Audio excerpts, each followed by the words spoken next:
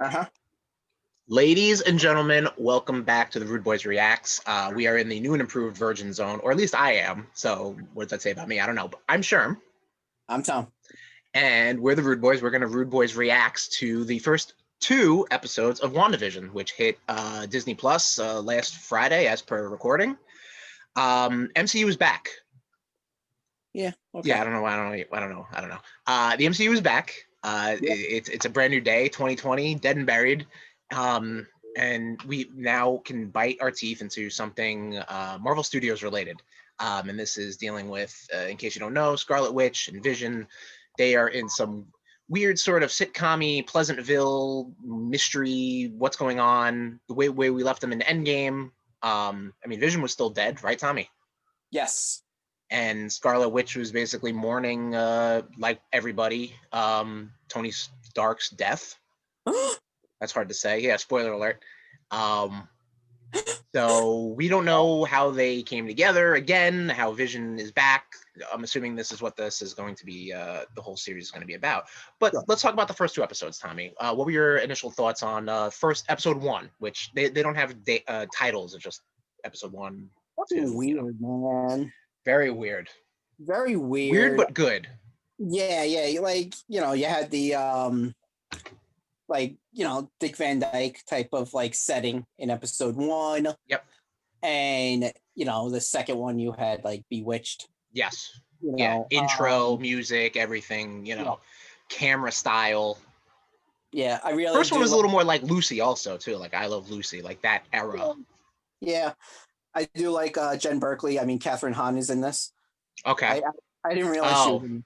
Took me a second. I'm like, what character? Because I was like, was that Catherine Hahn? Catherine Hahn, you said, right?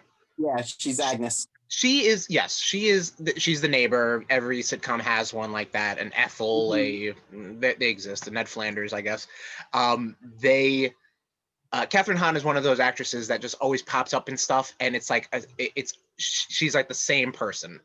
Yeah. You know what I mean? But the thing is about, and I just learned this today, was I was today years old. Agatha Harkness, who I'm assuming is who she is. Right. Was actually a servant of Mephisto. Right. So we could see a Mephisto.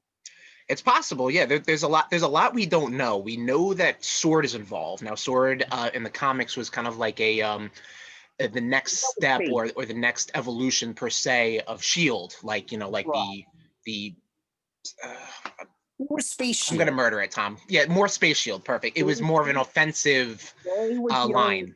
They were dealing with, they dealt with extraterrestrial and the really weird shit. Sure. And Shield dealt with the minor weird shit. Right. Which I'm wondering if we're gonna see Abigail Brand, who she was the director of Sword. Okay, cool. Well, I mean, if anything, if we're it's the last MCU thing that we've all seen, which was Spider-Man: Far From Home, ends with that stinger of Nick Fury in space. Everyone was assuming that was Sword, hence because Shield fell in Winter Soldier. There's pretty much been a void. But Sword, honestly, wasn't Sword more Hammer? Never mind. I'm getting ahead of myself with the comic stuff. But it has been said that this Sword is not going to be the same Sword that is in the comics. I guess it's a different beast altogether. Yeah, well, the Sword that's in the comics now is ran by Magneto. So there you go. Hey, who is Wanda's dad in the comics? Yep. Well, no, not anymore. Whatever. I don't give a shit. Anyway, I think is more famous as that. Anywho, so episode 1, like we said, is kind of like a Dick Van Dyke, I Love Lucy style sitcom. Very, there are these 2 crazy kids. They just moved into a new town. Very Pleasantville style. Everything is so perfect. Everything is so neat. They have them make a dinner for Vision's boss, and Vision's like, how did I even get here, basically, like that. And I think that's what really I enjoy. And even like my fiance was kind of interested after I was trying to sell the show to her, where it was kind of like on its front is like a very it's a thing that was made in the modern day that's a throwback to that era. So far that works. And it's like when the characters kind of stop and think, they're like something's not right. And that really gets shown in pretty much like the climax of episode 1, when Mr. Hart, the Vision's boss, gets something in his throat, and I guess everyone kind of breaks character a little bit. Yeah. And like the cameras change and stuff like that, and it was like really like it was kind of spooky. Yeah. Which I really dug, because it sets up this fiction, it sets up this whole situation, and then it just breaks it. I was hooked, I think, from that point. I do like, I like I mean, I don't know if I know how you feel about sitcoms with laugh tracks. Yeah, you're gonna say that 70s show, because yeah, I was just like, that's awesome. I wanted to text you that, but I wanted it to be a surprise, because I saw it, a couple hours before you did. See, now this is my this is me being a twisted asshole that I am. Mm-hmm. What I would like to see at the end of every episode is you just see Thanos come in every time, ripping out the Infinity Stone. Oh, Jesus.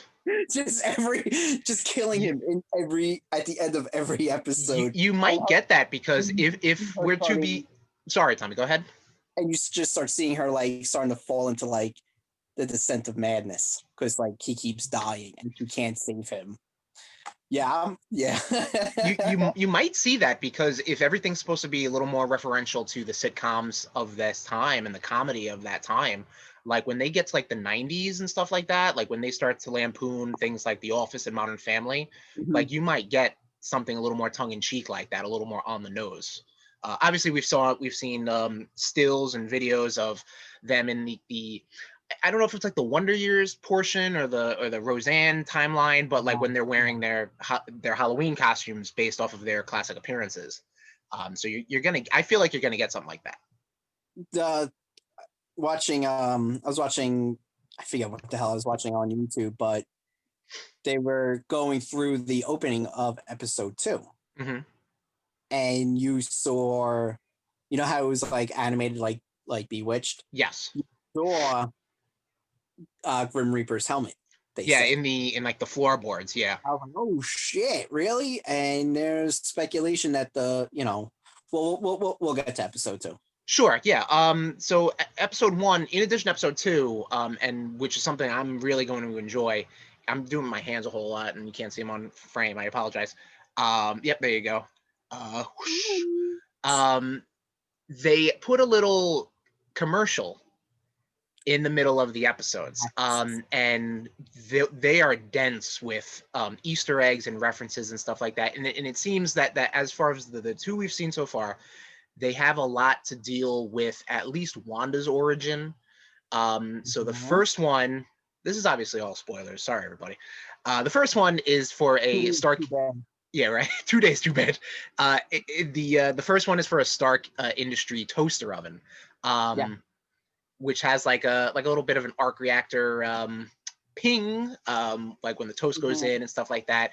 Reference to the Stark missile that almost killed Wanda and Pietro, that they mentioned to in Age of Ultron.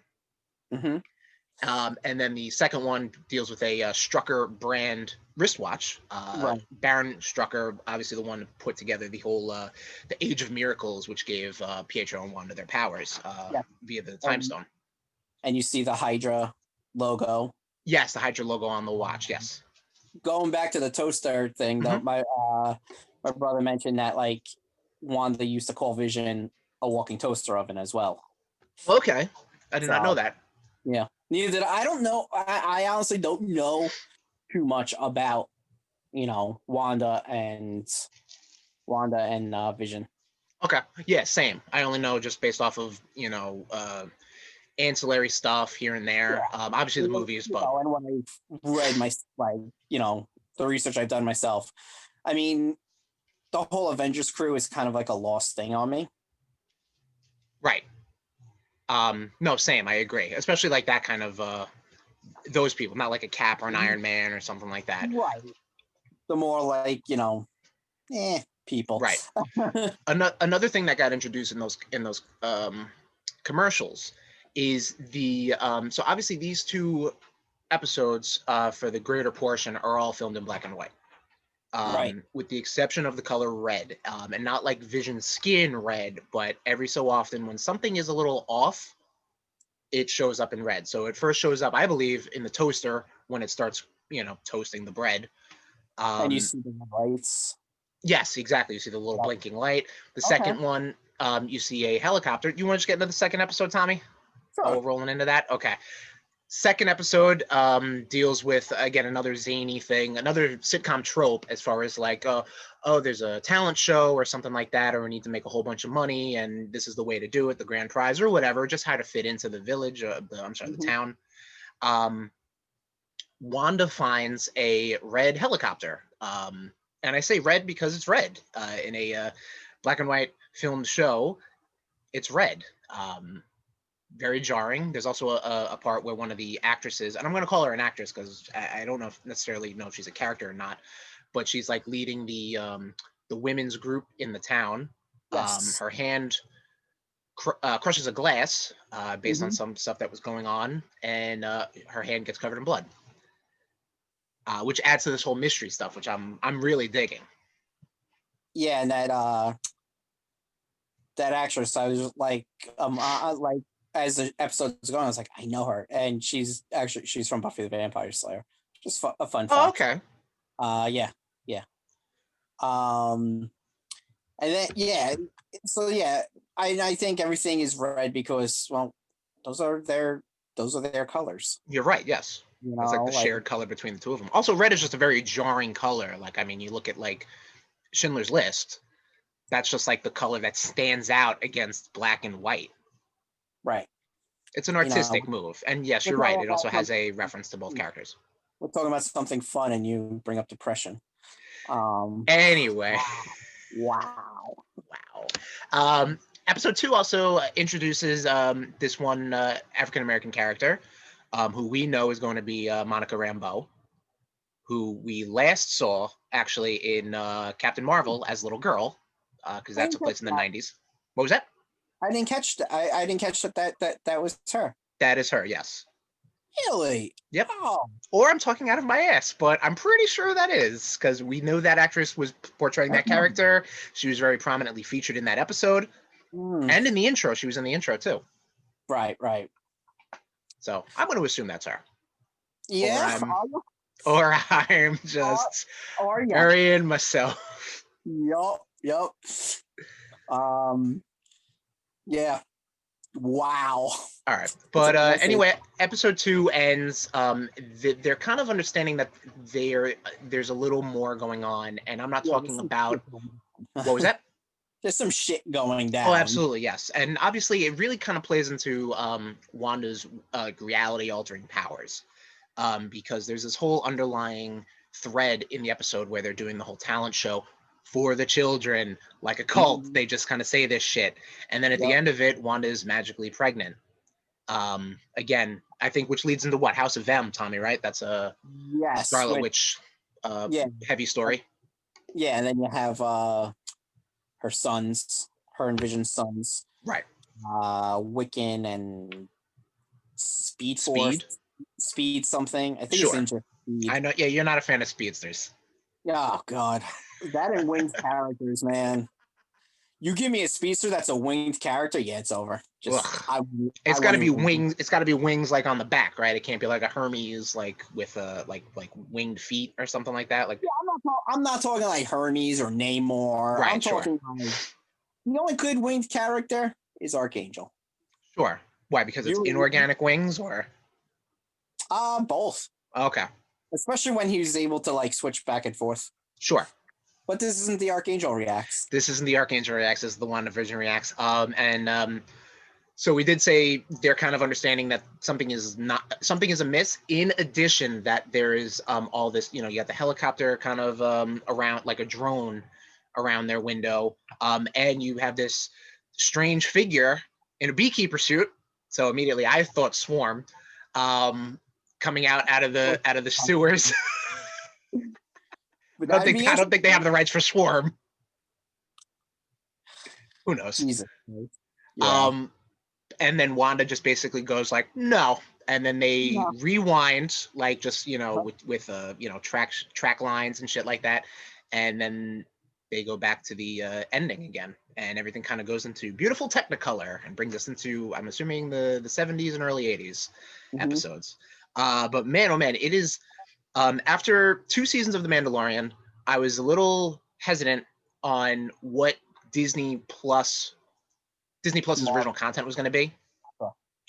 And with The Mandalorian hitting it out of the park, I was still a little hesitant because, again, the Marvel TV output, granted those weren't Marvel Studios, were like, you had Agents of S.H.I.E.L.D., and then you had the Inhumans, and then you had, things like Runaways and Cloak and Dagger. Like, a lot of that stuff is kind of like, is it good? I don't know.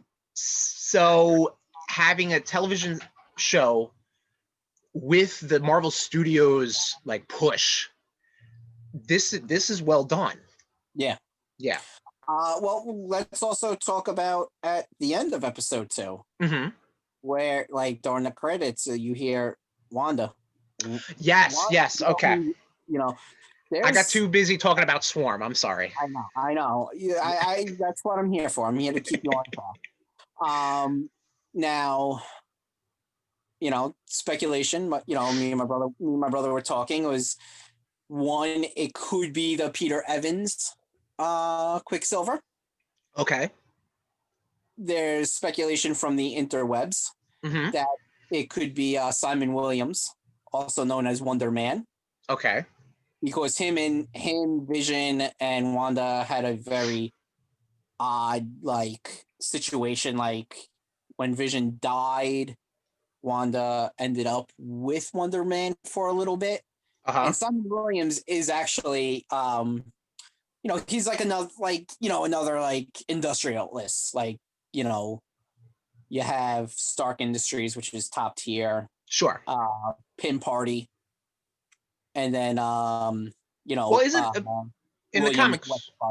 I'm sorry. In the comics, wasn't Vision's brainwave or something based off of Wonder Man? Okay. Yeah. Gotcha. Yeah. And Wonder Man's another weird character because, like, all of a sudden he's around, he's super strong, and then all of a sudden he just gets sucked into this like ion force. And sure, it's however the writers want to treat him that day. Exactly. It's like, it's like every Flash getting sucked into like the Speed Force. Right. So, but that was pretty cool. I honestly thought it sounded like our good friend Chris Evans. That's who I thought it sounded like initially. Yes, not in the credits, but when it happened in scene in the episode. Yeah. I don't know, because remember, which we'll be talking about on our next episode. Yep. A little spoiler for that. Teaser. A little taste to wet your whistle, Nation. Stop it. Oh my god. So yeah, it's very cool. I'm looking forward to, every Friday. So I am liking the fact that they drop these weekly. Yes, I agree. Yes, gives us time to digest, to analyze, and everything like that. Yep. So we'll see what the hell happens. See what the hell episode 3 brings. Sure. Yes, I just want to see more of like that kind of sitcom-y style. Like I like the nostalgic, older television stuff. I really like, and the mystery's really kind of keeping me invested. I want to see what happened because, I mean, how did Vision get back to being Vision? Like, we'll find out. Is Vision back to being Vision? Maybe fucking Wanda's in a tank somewhere with a fucking electrode on her head. I think she's going fucking crazy. It's very possible. Yeah. And this is really making me want to go back and run through the MCU even more so now. Right, I got you. Because I don't have enough on my plate, Chris. Right, yeah, no, definitely. Yeah, we'll talk about that, Tommy. You put a pin in that because we're about to record our RudeBoyz Power Hour Plus episode. But I think that does it for the WandaVision pilot episode of the RudeBoyz Reactz in the beautiful Marvel Virgin Zone. We'll see you next time, Rude Nation. Thank you so much for hanging with us. I'll hope to get this up on YouTube ASAP if you like what you saw, and I really can't blame you if you didn't. You should subscribe to us and comment and like us and, follow us on rudeboyz.podbean.com. And that's it. We're not a YouTube thing. Click Whatever. that bell. Click that bell, like Tommy says. I don't know. This is all mirrored. I don't know which way this is coming. Oh man, That wasn't a good look. You don't know if you're coming or going, huh? It's a lot of coming. You just love making it look like you're beating guys off, huh? Bye. Not for kids. Bye, YouTube. We will never demonetized. You gotta be monetized first to get demonetized. That's true. Bye, everyone. All right, bye.